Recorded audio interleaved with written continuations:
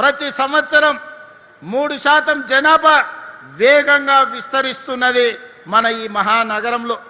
మరి మహానగరం Hyderabad municipal corporation అని ఒక్కటే ఒక్క మున్సిపల్ కార్పొరేషన్ ఉండే. మేడ్చల్ పోతే గ్రామ పంచాయతీలు, మున్సిపాలిటీలు, మున్సిపల్ కార్పొరేషన్లు, జిహెచ్ఎంసి 4 రకాల పరిపాలన. సర్పంచ్కు మున్సిపల్ చైర్మన్కు సఖ్యత ఉండదు. మున్సిపల్ చైర్మన్కి అక్కడుండే బోడుపల్లి మేయర్కు సఖ్యత ఉండదు. అక్కడుండే మేయర్కు హైదరాబాద్ మేయర్కి పరిచయమే ఉండదు. ఎవరి అనుమతులు వాళ్ళయే, ఎవరి పన్నులు వాళ్ళయే. నీళ్ళకు కష్టం వస్తే ఏడికి వాళ్ళనో తెలియదు.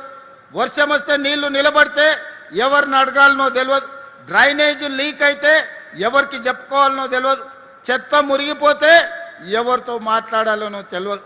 కరెంటు కట్ అయితే ఎవరికి చెప్పాలనో తెలియని పరిస్థితులు. అందుకే తాగే నీళ్ళ కోసం కావచ్చు, వేసే చెత్త కోసం కావచ్చు, వేసుకునే రోడ్ల కోసం కావచ్చు, అండర్ గ్రౌండ్ డ్రైనేజ్ కావచ్చు, మున్సిపల్లో ప్రతి పని క్రమ పద్ధతిలో అభివృద్ధి జరగాలి అంటే ఏమి చెయ్యాలి అని మేము నిపుణులను అడిగినాం. ఆ నిపుణులందరూ కలిసి ఒక సలహా ఇచ్చిండ్రు. ఈ కోర్ అర్బన్ రీజియన్ ఏదైతే ఉందో క్యూర్ ప్రాంతం, ఔటర్ రింగ్ రోడ్డు లోపల 2100 స్క్వేర్ కిలోమీటర్లను 3 కార్పొరేషన్లుగా విడదీయండి. ముఖ్యంగా సైబరాబాద్ కార్పొరేషన్ అంతర్జాతీయ స్థాయిలోనూ పేరు గడిస్తుంది.